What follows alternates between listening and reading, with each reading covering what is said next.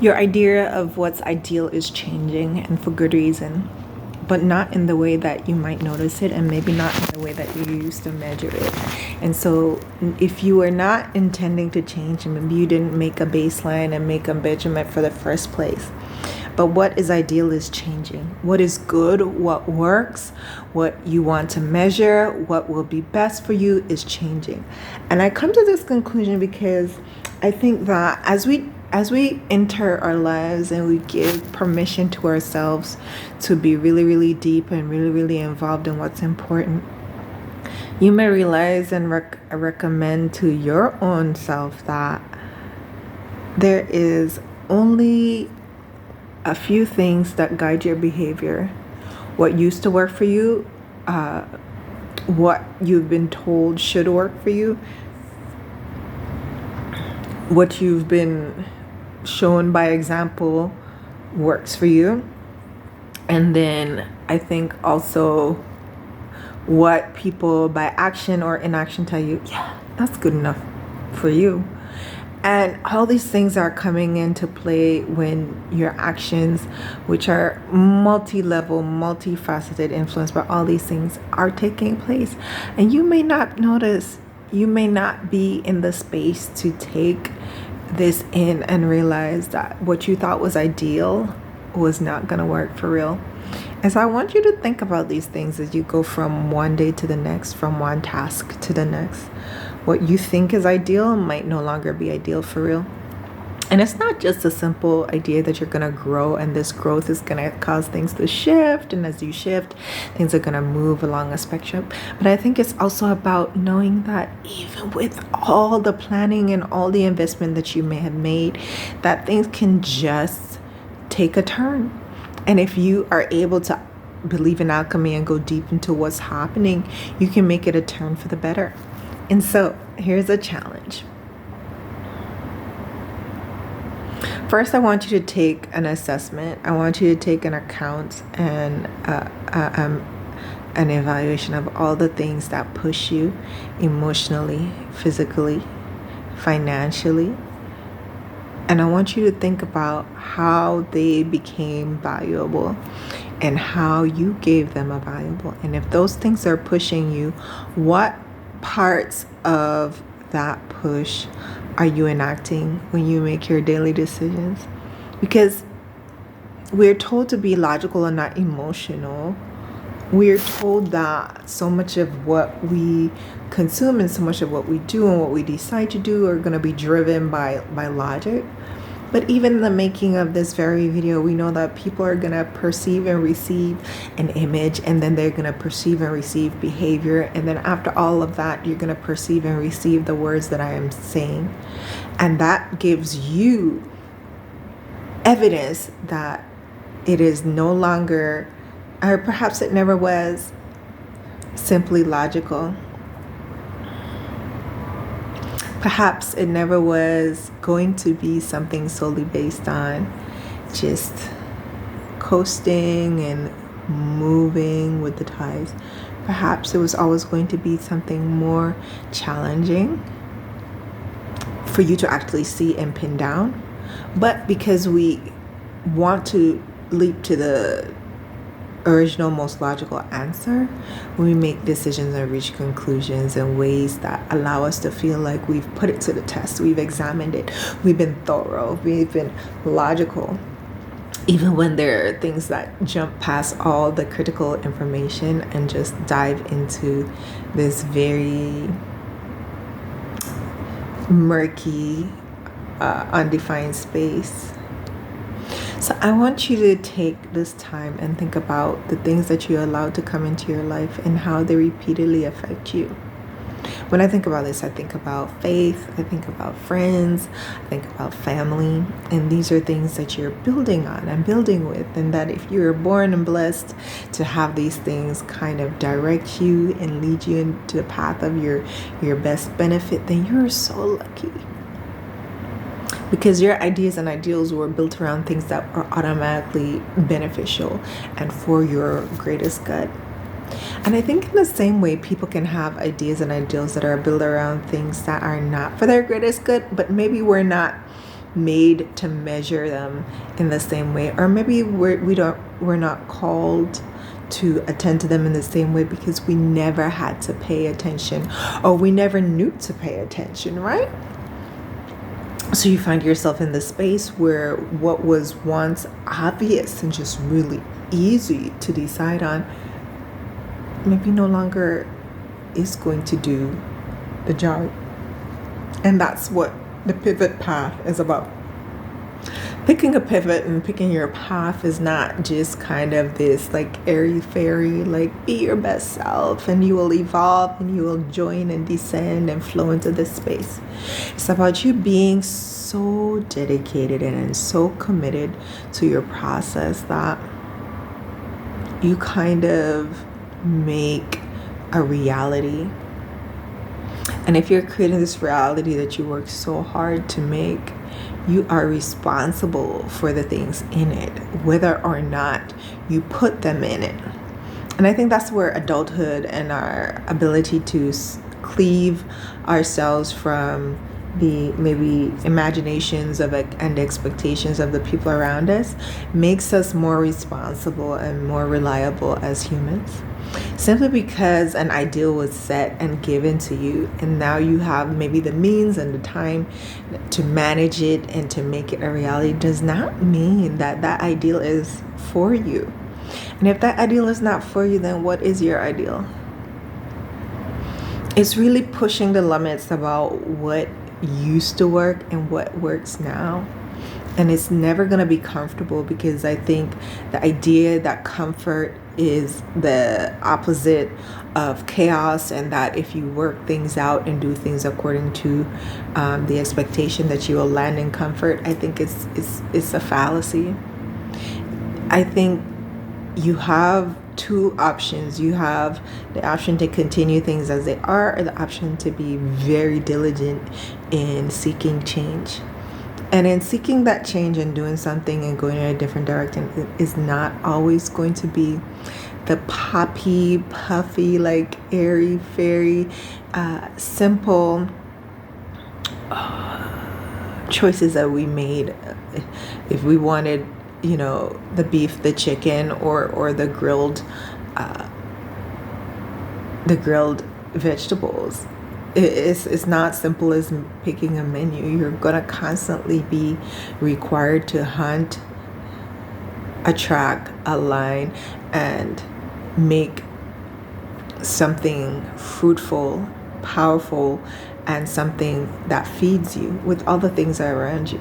And if you only allow mess that cause distress to continue to be around you, you will make the most magnificent meal out of mess and convince yourself that this is what you should eat for your growth. I'm going to leave this with you, and I don't think it's from a place of judgment. I think it's from a place of realizing that you really, really have the potential. You just have to make the decisions. When people, places, and things start to pull you into a space that does not necessarily feel good, not in the way of ice cream, but feel good in the way of the evaluation of your humanity as a human being, you have to start to question the ingredients for your meal. The meal of your mess, and the means that you came to this, and the way that you sit plumply and pleasantly at the table with your napkin laid over your lap and consume this, is a reflection of what you have been taught and encouraged or rewarded for receiving and accepting. And if you can take a moment to assess the mess, maybe this is the time and place where you can see that maybe there's something different, but in order to have it, to receive it, to dwell in it, you may also have to be someone different. And that is where the scary inaction comes to the surface. Because if you have to be someone different, who have you been being all this time? And was that person inadequate? Or is this just the time in your timeline for you to move, to shift, and to go another way? I am so convinced that the reason that we stay in these spaces is because when we shift from who we were or who we have been into something new and something different, we have to admit that some version of us is no longer serving us and that there's no longer utility. And what that means is it's going to push you into this mode of recovery. It's so hard and maybe even so harsh sometimes to hold yourself accountable and hold yourself responsible, because you may be responsible for things that you reasonably did not create, fund, welcome, but it's your responsibility to usher them out. And I've always been a proponent of us ushering out doubt, simply because there's just no good, no purpose that's being served by it. But if you're going to be responsible for receiving the thing that is worthy of your essence, you're going to have to be in constant contact with knowing where you are and who you are and where you're going. And I'm not committing you to the ongoing wheel or treadmill of like level up and open up and level up and open up and enroll and study. But I do want you to study yourself. I do want you to become a student of yourself and ask yourself, why has this been allowed? And why has this been aligned to this point? And moving forward, what will be allowed and what will be aligned? Because every day you are choosing. And if you allow me to help you with some of this transition and picking your pivot path, what you're choosing is, it's going to take time to seem like it's choosing you. But more importantly, the process of choosing and the practice of choosing is what's going to lift you into the stratosphere. It's going to lift you off of the earth. It's going to be that process that gives you a sense of agency, that gives you the clear, collective idea and ideal that you are capable and it is possible and it is within your power, within your control, and you are deserving. So I just wanted to take a moment to leave this message so that we can take this with us as we go through the weekend. Because if you have a busy schedule and you're drummed into all these different directions and things during the week, this is like maybe your only time to really consider and reconsider what drives you and what deserves your attention and direction. So how about we play on what's really going to be effective? The idea that 80% of our results may come from 20% of our work. And that other 80% of our work may just be the preparation or may just be the fillers. But I submit to you that the idea of the ideal is going to continue to change. And so pick your pivot path. I have seen so many pivots executed, and it has not just been because, you gotta make sure that you're always changing it up. And of course you're gonna evolve and adapt and adopt technology and use all these things that are supposed to help you. But I also see, like, if we're gonna be honest, I also see that we could delight in some of these things if we would just give them a chance to take a bite.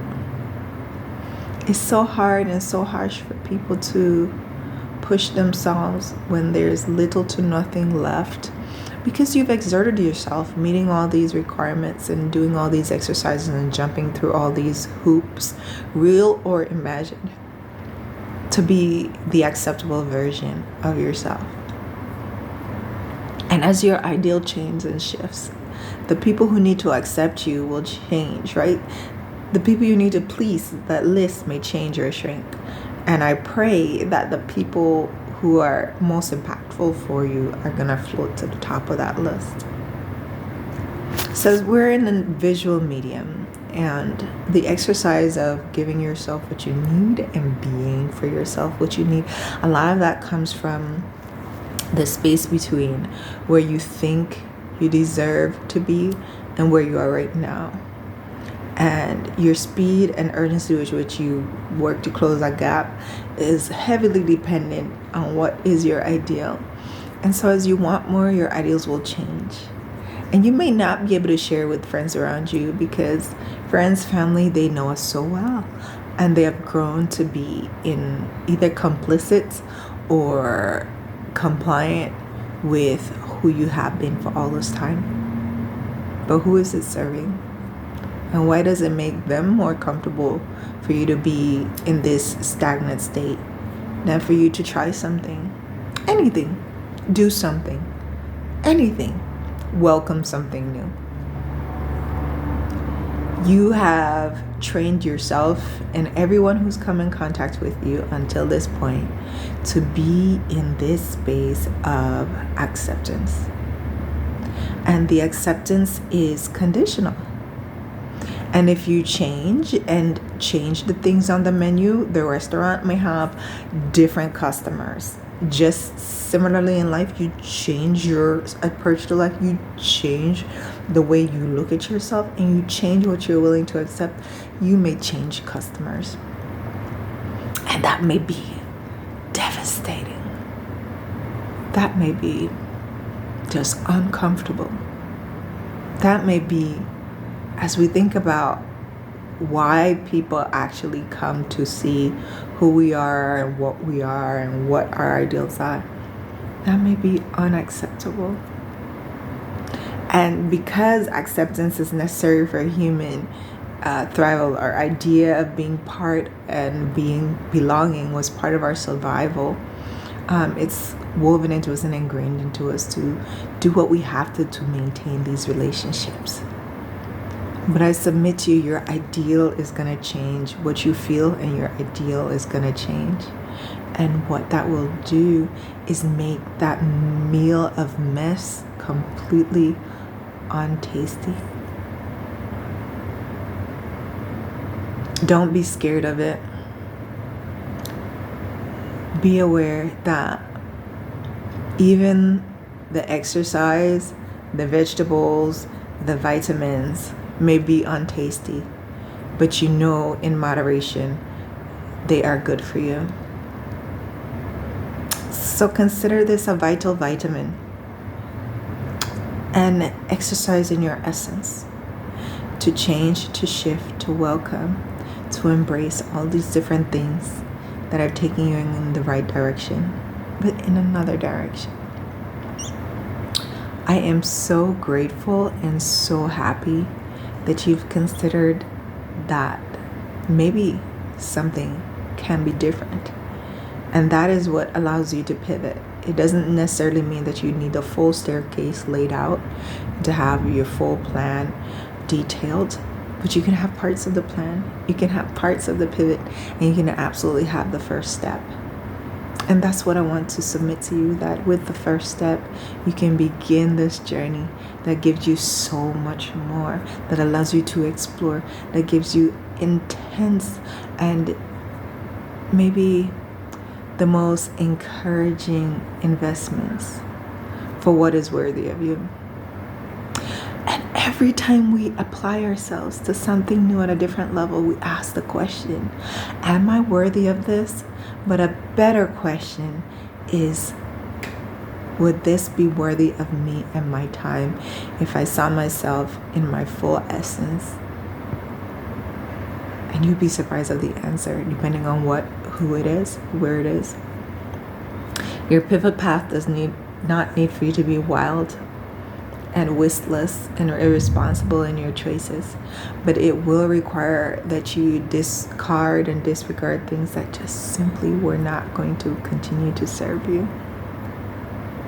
You're going to have to do something different, and different is often received as betrayal.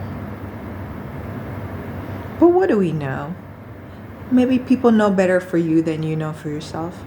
Maybe we're caught in that fetal position, that childlike pose where we kind of ball ourselves up and avoid reality. Maybe that's the best space that you melt into in action, and maybe that's the safest space for you.